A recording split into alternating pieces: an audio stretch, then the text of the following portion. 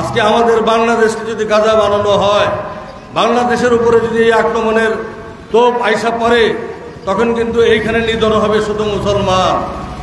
আর এই মুসলমান যখন নিধন হবে, তখন কিন্তু তারা আইসা বলবে না যে আপনি আটরশি গেছেন, না আপনি সালাফি করেন, না আপনি ওয়াহাবি মতবাদের, না আপনি চরমনাই গেছেন। তাদের টার্গেট হবে একটাই, মুসলমান নিধন করো।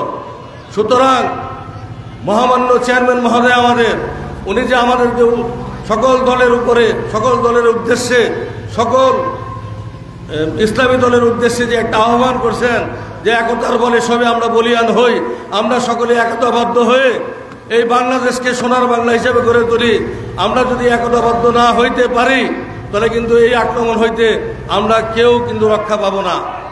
সুতরাং মহামান্য চেয়ারম্যান মহোদয়ের সেই আহ্বানকে এই মঞ্চে দাঁড়ায় আমি এই মঞ্চের মাধ্যমে, মুগ্ধাবাসীর মাধ্যমে সারা বিশ্বের প্রতি, সারা বাংলাদেশের প্রতি, সারা বিশ্বের প্রতি প্রত্যেকটা মানুষের কানে এই আহ্বান জানাই যে আসেন আমরা আমাদের মত পার্থক্য, হিংসা, বিদ্বেষ, ফেরকা সমস্ত কিছু ভুলে গিয়ে একতাবদ্ধ বলিয়ান হয়ে এই বাংলাদেশকে একটি সোনার বাংলাদেশ হিসাবে প্রতিষ্ঠা করি।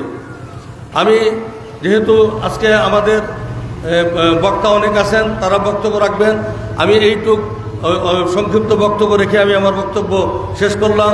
আসসালামু আলাইকুম ওয়া রাহমাতুল্লাহি ওয়া বারাকাতুহু।